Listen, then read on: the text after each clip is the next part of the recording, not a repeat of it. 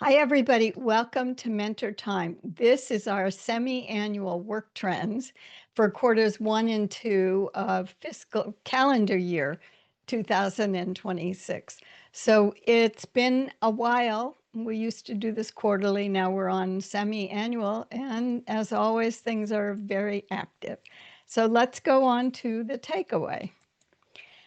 Again, it's sort of a dual takeaway. The impact of AI sophistication in late 2025 has been incredibly helpful. And there's also boomeranging of many CEOs' decisions to be AI first in late 2025. And you may or may not remember this, but in the last time I spoke about this, it was December. We always do it early December because of the holidays. And we talked about all these CEOs who were coming out saying AI first.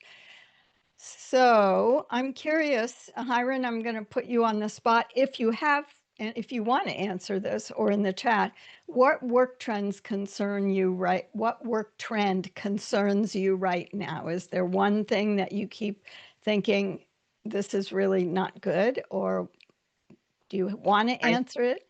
Go ahead. yeah, I think well, I'm not in this position, but I think the just the disappearance of entry-level jobs, that is very concerning. You have a lot of people in Gen Z that have gone to school for 4 years and then they come out the other end graduating to find out that there's no job for them. So that's very concerning. Thank you for sharing that. And even though the takeaway has a sort of rosy, things are okay tone to it, I don't mean that everything's rosy, but at least we did see the retraction finally of some of the CEOs. That stuff started early. By mid-January, they're suddenly realizing I need people like Hiram and Ron and Peter to be able to think and do critical analyses. All right, so here's the things I'm hearing right now in terms of work trends and of what we're doing. More and more, and this happens to me as well, I can get AI to do more, but I still need time to process the outputs I get. AI is the wordy person who tells you his elevator or her elevator speech in 30 minutes instead of 30 seconds. I just get a ton of output.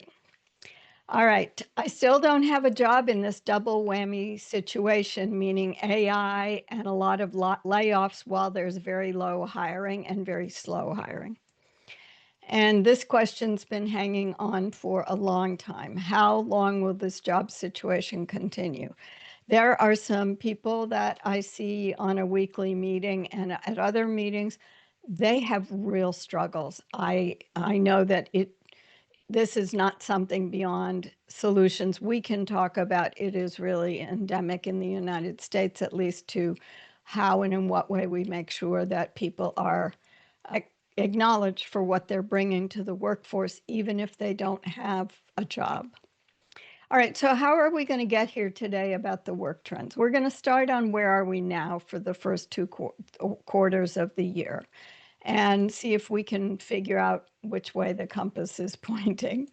And then talk about what's really helping, what's working now to help you in your career. And there are some things that we see on the horizon or are doable. And we always end with what should you do, and I do have some steps there for you. All right, so where are we now? First, we're going to talk about the jobs and employment situation, big numbers. Now, these numbers come from various sources, including Tony Restel gave me the Brit job posting. So, interestingly enough, LinkedIn did layoffs the same week, or I think it was the same week, that they announced that their revenue had grown year over year 12% last year. And of course, we're all looking at that thinking, really? Oh, that's interesting. Interestingly, also, the US announced some job stats, and I don't trust them, but the job openings they say are up to 6.9 million. That is very few more than they had. I think we had 6.5 million job openings, and that doesn't count ghost jobs, or there's a lot of holes in those statistics. Welcome, Sheila. Thanks for joining. You're a trooper. In the UK, Tony put up a post about this a week or two ago and has a historical graph if anybody wants to look at it. They are down significantly from a $1.3 million job postings peak, which I believe was 2023, down to about 600,000. Companies now are really focusing in on being lean. I have to say, if I hear one more time in a podcast or read an article that says companies overhired for COVID and they're still getting rid of people, and I'm thinking they didn't overhire right after COVID. They were busy. They needed all those things as the supply chain was catching up. But now we're seeing it. So anyway, companies are optimizing not to grow, but to stay slim, I think, is what they want to do. They want to stay lean and mean until they can see how much AI is helping them or not. These are always my interpretations. All right. So then we move on to something Hiram and I chatted about before we started today. Entry-level jobs have been hit the hardest, and we've known this for a year and a half anyway. So I don't know what the 4.5 harder than average is, but what I can tell you is, and we talked about this a couple times ago, when you have no entry-level people, you will have a huge hole in your pathway, like this one at the bottom, intern, analyst, senior analyst. And suddenly those career tracks are getting squeezed.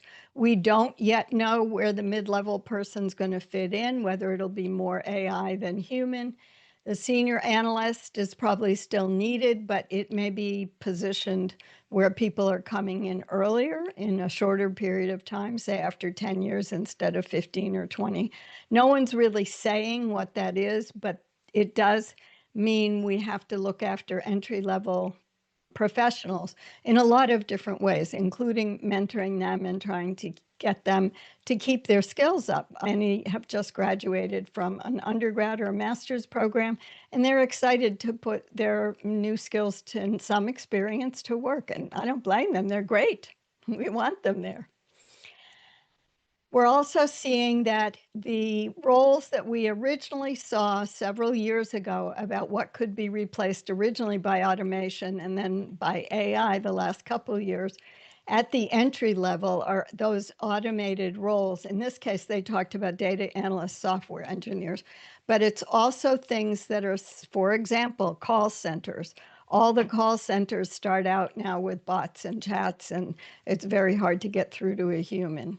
It's hard to get through to a human even in the chat bot online. So, all right. There's apparently, again, how many of these HR professionals there were, and I apologize, there was so much data I'm slightly apologizing, Ron, if you watch this, how much data there was for me to go through to figure out who had posted this. But 84% of HR reports that they have heavier workloads, and that 2/3 of them now say that AI apps are slowing hiring. So it's not just applications, it's also the tools that they need to use. And I think one thing we forget is how much time we have to give to machines, whether they're tangible machines or AI in the ether webs. You still have to give it your attention to get a product out of whatever system you're using. And hiring managers are having trouble verifying AI resumes, and by this, the language is meant to be verified. They're wanting to validate that it wasn't totally written by AI, that there's some factual content in there, which would mean going to a source like LinkedIn, for example, or if you're on GitHub and if you're a software engineer and you have products or a portfolio there. All right, we talked about freelancing over a year and a half ago when I told you that freelance work was going to be on the rise over the next 2 years. And freelancers who are reporting, 82% of them said more work. Clients like these specialist providers because they don't want to deal with someone trying to constantly sell them a whole lot of stuff. It's one and done. Oh, I need Hiram to give me X product, and you do your work and then you go on, and maybe they call you back, maybe they don't. There are challenges for freelancers, but they're getting a lot of work. They're also clients are very interested in knowing that you're a specialist. So they don't want someone who says they're a marketing person and a data analyst. They want to know, are you one or the other? And with the experience that they need. And I'm not surprised by this, but I just thought I'd put this up here. 9 out of 10 freelancers learned a new skill in the last 6 months. Again, I don't know what the denominator is. I don't know what kind of skill, but it does mean, and we often see this in freelance or what I used to do a lot of consulting work, you do have a lot of opportunities that you have to learn new skills when someone wants to hire you and you think, oh, I have all but 10% of that, and you can train yourself for that. All right, on to the individual level. So this is a good-ish year. It's not great, but there are some bright spots in the year. CDC has opened up a major fellowship program that they closed down last year, and I'm so happy this has come back because this has been not only a pathway to hiring full-time at CDC, it's also a 1 or 2 year fellowship that gives people real on-the-ground training for those MPHs that are graduating this year. I didn't look up when it's coming back. We're seeing the strength of state and local health departments. This is primarily public health focused. I was glad to see Emory School of Public Health's magazine written. These articles were in there. So there are still a lot of public health jobs in different ways, not so much in global health. There was a $50 billion program allocated, $50 billion, called the Rural Health Transformation Program. I am glad to hear it, at least by the name. That is some areas where we really need to invest in public health. I took out the part that said there's $1 billion alone in Georgia. I don't know what it's covering, but it would be good to think that investment is going to be made through various public health channels, but also to help the places that don't have as much public health and healthcare access. And the good news is healthcare is one of the fastest growing specialties, but it's primarily the individual clinical specialties, from caretakers and caregivers at your home if your parents are getting old, all the way down to needing people to work in hospitals because people are getting sicker. Us boomers are getting older and getting sick, and we are a large part of the boomer generation is still clumped at the older age. I've talked several times, and you can see on the bottom right the 2 times we've had MentorTime on this, but portfolio careers are accepted, they're standard. This is an example of one, a freelancer who maybe has a part-time job that pays some of the benefits or doesn't, maybe has retained clients, or maybe is constantly searching for work. But this is going to continue to be a very big part of what people are doing. Companies are very aggressively not letting many employees sit on their bottom line, taking valuable benefits. And then we worry about freelancers who have to pay their own health care. So it's all in a ball. It's not ideal, but portfolio careers and the fact that you have gaps and overlaps all can help you as you tell your story now. This is the boomerang that I was talking about. We saw this reversing AI. The executives were reversing their AI first. Way back in mid-January, they started talking about it because they realized that AI can produce somewhat bland, somewhat targeted, depending on what sources you give them or ask them to use it or something, whatever it is. They can only give you a fair amount of specificity and not necessarily in industry. For example, many of us that come to MentorTime are in public health and global development. Lots of people don't know how to write bullets into an outcome-oriented contribution if you're outside of public health, but we're pretty good at it because we've been doing that for a while. All right. There was a statement that said AI is reshaping what qualified means, and this is for recruiting. And qualified in what they were writing is AI is going to be able to search for people who are beyond qualified, which is a degree, a number of years of experience, a certain kind of industry, et cetera, et cetera. In this example, it said, and AI is not saying qualified.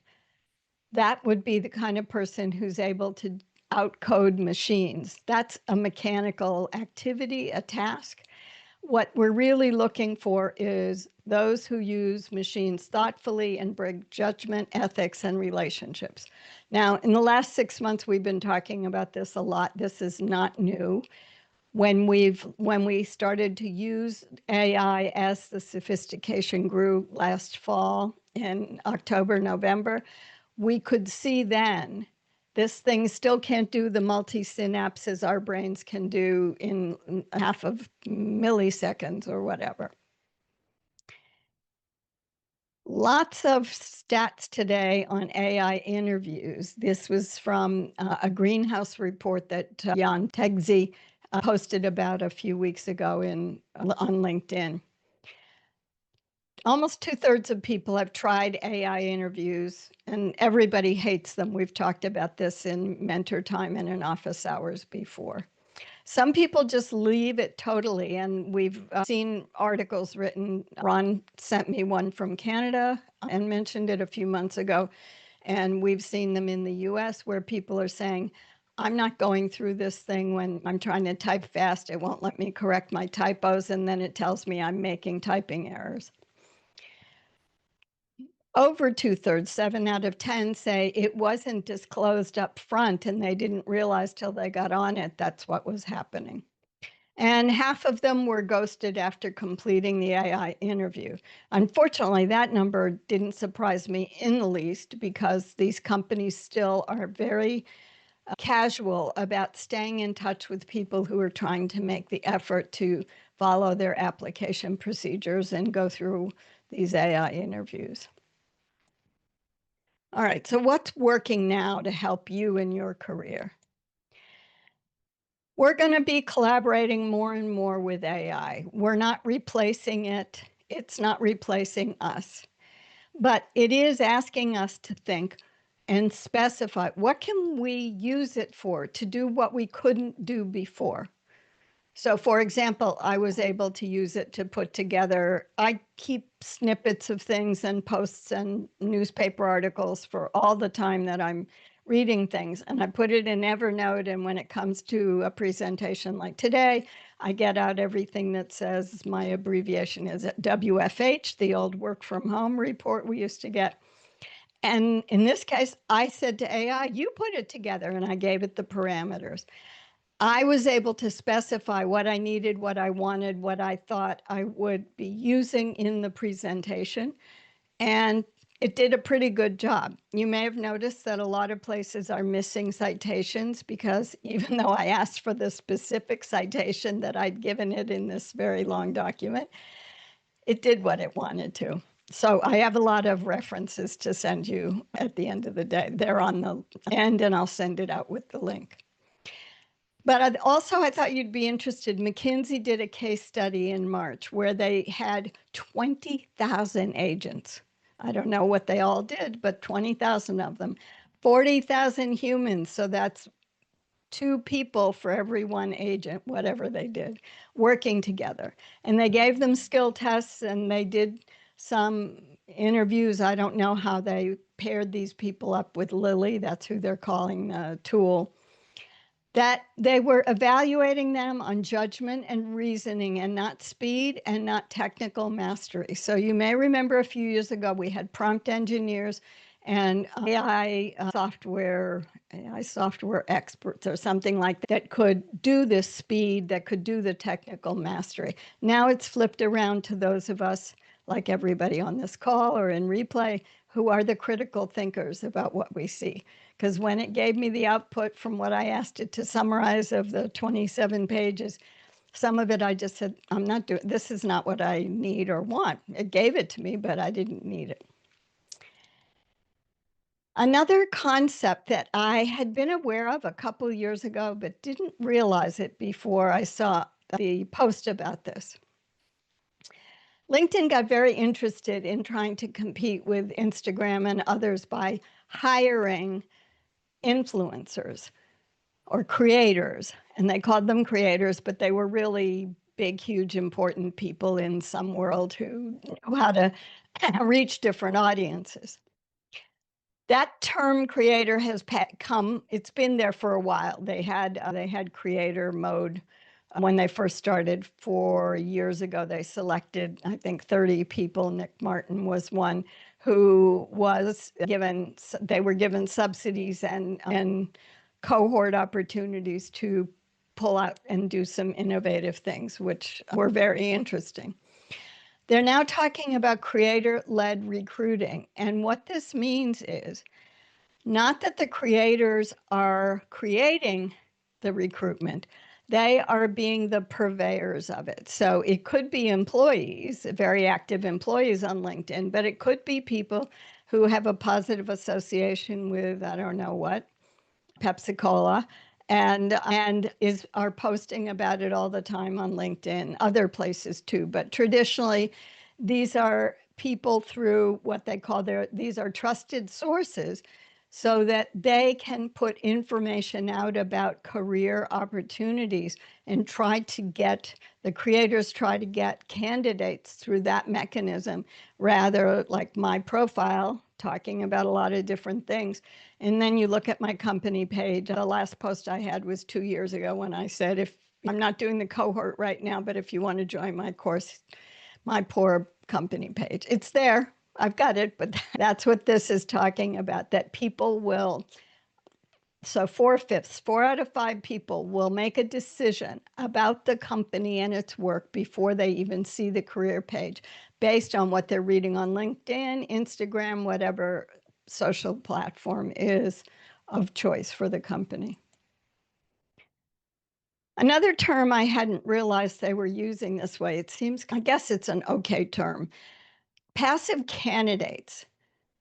I don't know that they search LinkedIn, but passive candidates are people who are employed, people who always want to look. I say always be looking and be ready.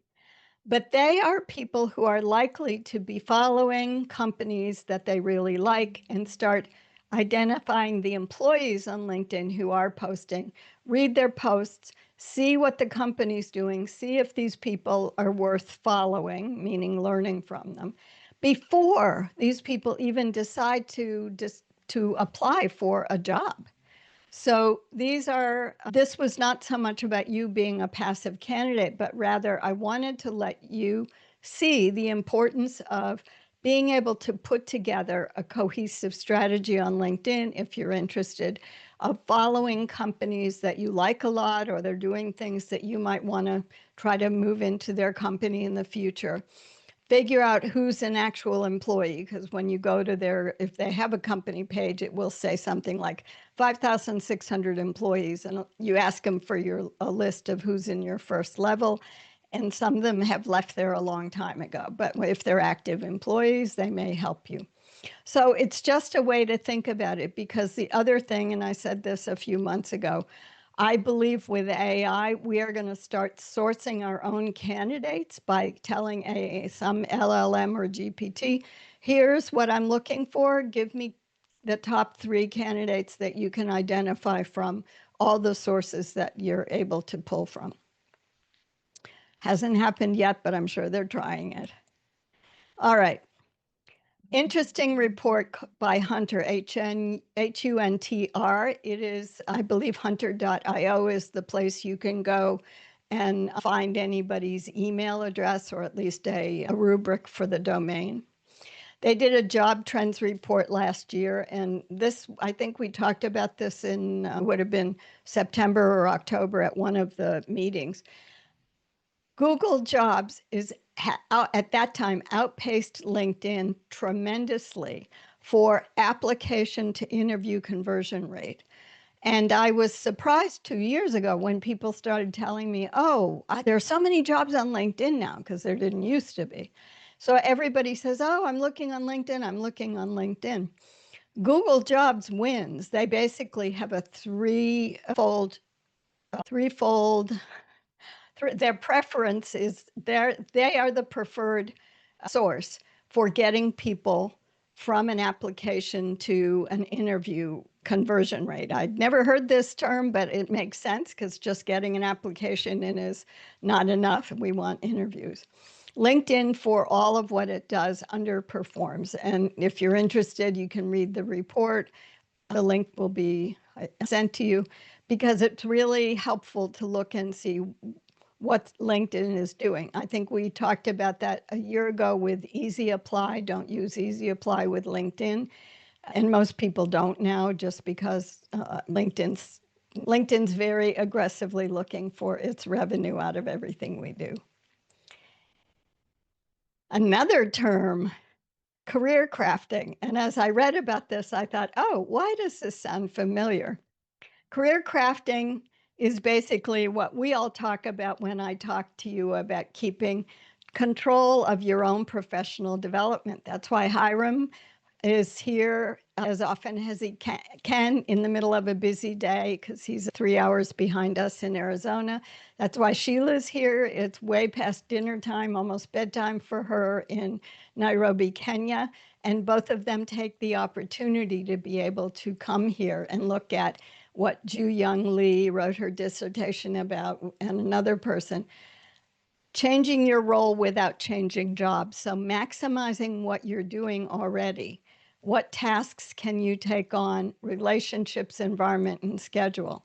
So when you say, maybe I'll leave my job, you need to also answer the question is, could I reshape my job to make it what I want? And I just put these questions here in case you are in that situation, at work situation. What role would make this work for me? Maybe you could do that at your company, different projects, different teams, and even shift the kind of work you're doing, hybrid or remote, fully. All right. Another term I hadn't heard until I read about it a few months ago called microshifting. People work at home, and I think even many decades, 2 decades or 3 decades ago, if I stayed home to work, I for sure was throwing in laundry, going out to get the mail, coming back and sitting at my computer. We all do those breaks. Apparently, people are being deliberate about it now and going out and watering things. So that's micro shifting. It's like a little mini vacation when you walk out your back door and take a walk. They're talking. I think the important point the author was making was it is not that you're losing time there. That's where you're doing processing of what you were just working on, challenging things that you're having to deal with. We are seeing more and more younger managers now, and those are the people who are hiring and doing interviews. At the same time, 1/3 of the US workforce is older than 50 years old, 50. And that's a good percent of them. 20% of that 34% are over 65 and still working. At the same time, the average hire age is 42. So you know those people that have lost their jobs at 60 and 65 aren't getting jobs easily. It's really hard for us to understand how the younger manager is viewing the older candidate. And I don't think that there's been enough research on it of the biases they bring in. There's a whole section of things I'm not presenting today, but on how and in what way you can show that you're learning and doing things differently. It's really hard to think this 35-year-old is head of the department and he wants to tell me that I don't bring any value because I don't know computers when I do. Those biases, we know they're there. All right. Just curious, if there's something that's resonated with you, you can either unmute or put it in the chat.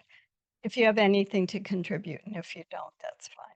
I'll just give it a sec while I take a sip of water with my raspy voice.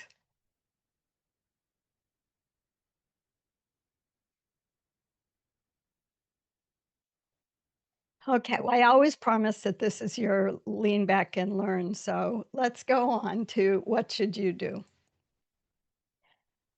Lynn Williams, my friend at Great Careers Network, I had this in a recent newsletter. She said, those who continuously learn, adapt, communicate value, and evolve with technology are the ones who thrive. She'd started that with the paragraph. And I thought that was a nice way to put it because I think that's what most of us bring is resilience, the understanding of talking about our value, the fact that we can evolve not just with technology, but keeping up with our technical areas as well. So things you might consider doing. And this I'm still trying to figure out more examples for. This is from an article. We have to reframe how we talk about ourselves instead of saying, I'm a researcher, and then I became a project manager, and then I became a senior advisor, which is a list of titles. We have to capture attention at the higher level.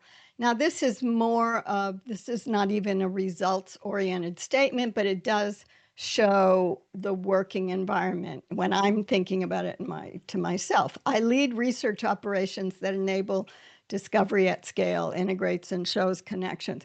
It doesn't say what, it doesn't say discoveries. For me, it's a very vague statement. But I'm trying to figure out what and how that fits into our narrative, especially as I'm doing some quick changes to the bio para. The concept is still the same, and you'll be getting an email about that soon. All right, portfolio careers strike again. Bring your experience and skills to the forefront and make sure that you market them. We've had, as I told you, 2 discussions on portfolio careers, and the last one was on making a career portfolio for your portfolio career. And this bottom right is the one that I mocked up quickly for Peter. He had some things online, and he's always willing to let me use him as an example because he wanted to show where he was doing sequential and overlapping consulting work on the timeline, but also the teaching of epidemiology he's been doing in Micronesia.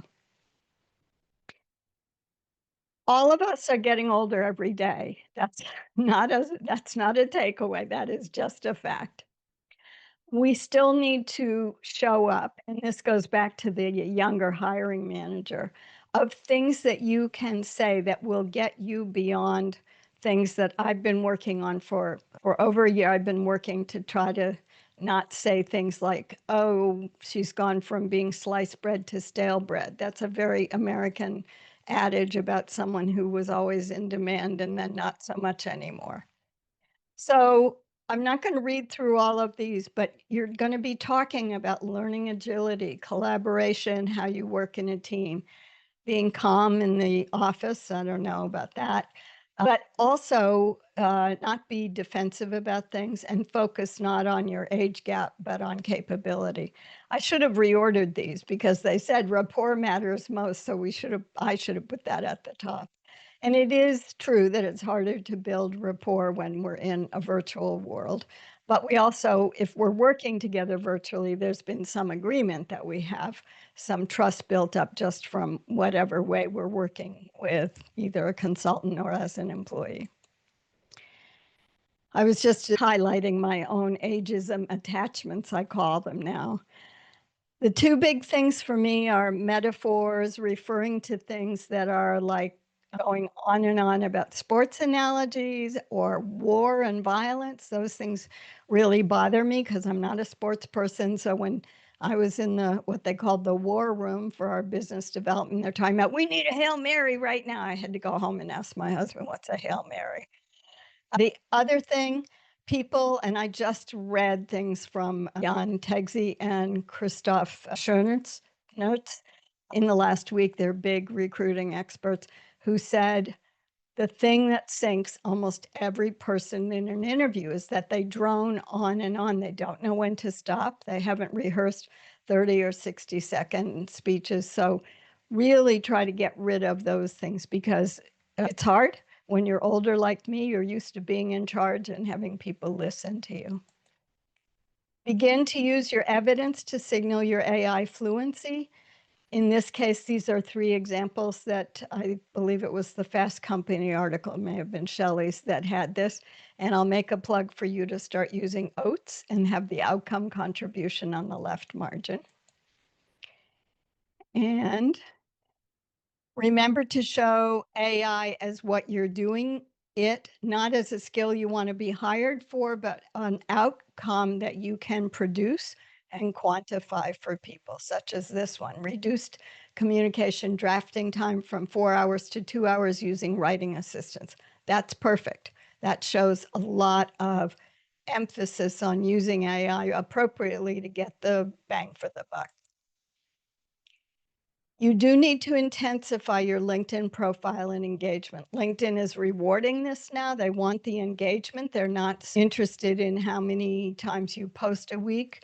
They want to know that when you write something, someone's going to make a comment. So on the left is a post that my friend Sujani, who runs the Public Health Career Club that I give a workshop in every month, and she wrote an article about reworking something for Sophie, the Health Education Society, and what happened when she gave the workshop or the talk last night or the night before.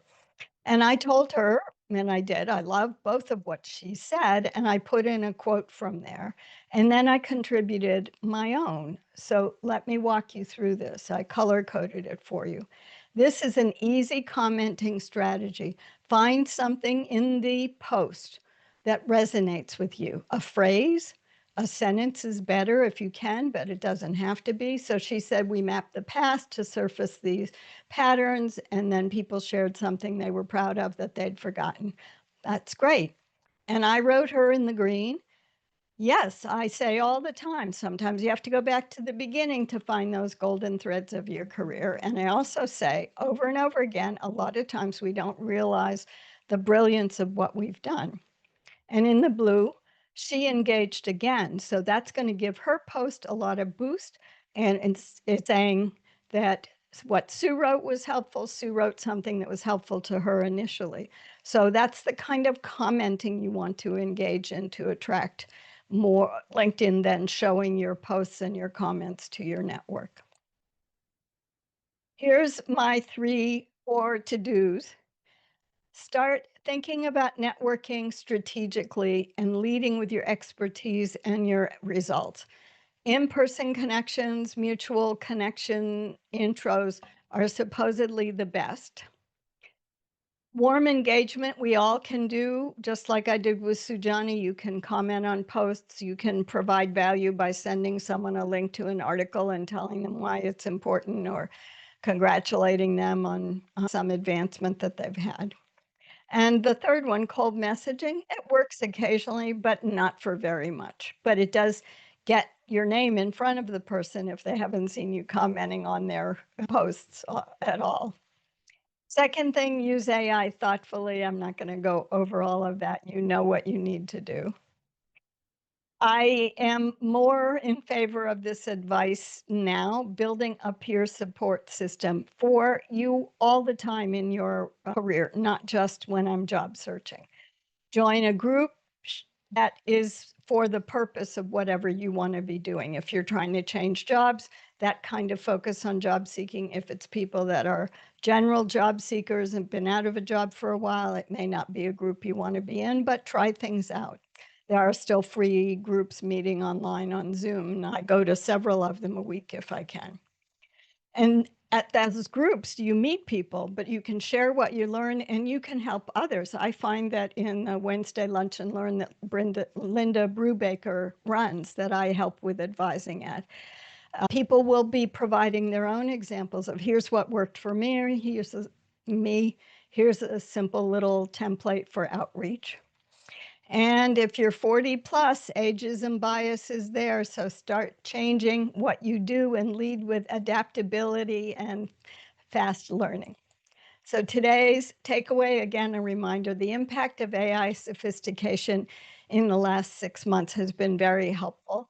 We also saw a boomeranging of AI first CEOs. So we're getting to the right sizing of AI. It's still very early on in AI's ability to do a lot of work, but at least the CEOs are not gutting every level and every cadre of employee because they need people who can do active thinking.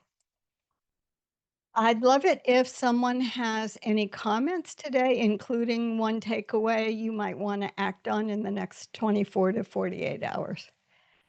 Anybody?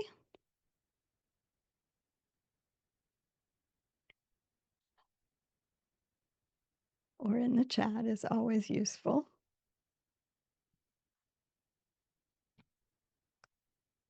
Networking, thank you, Hiram. I'm doing a workshop on that tomorrow night for PH Spot, so I've been reviewing networking, and I realize I don't do as much as I should. I tried to do some outreach earlier this year and didn't do it daily, but I've gotten probably once a week, I'm doing some of it. Great. You've let it slide, unfortunately. You know what? It's very hard to do that. I'm sure this happens to you. You get up in the morning thinking of what you're going to do, and then you open your email, and there's 1,000 demands on your time that you hadn't put in your schedule, right? You can give me a thumbs up or a thumbs down if that doesn't happen to you, but it happens to me. Yes, exactly. And suddenly your half a day goes by just to get people not very long emails, but they require you putting something together. Let's see.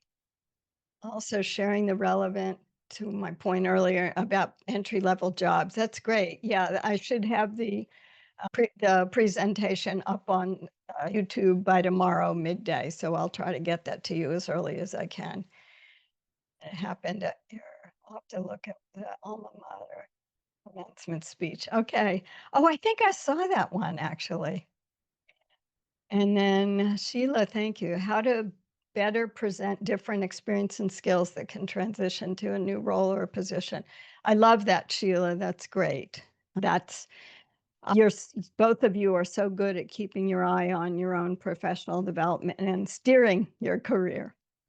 All right, I am going to then just say, oops, I must have hidden the slide that had references on it. Those will come with the link, and I'll try to put them in the YouTube as well.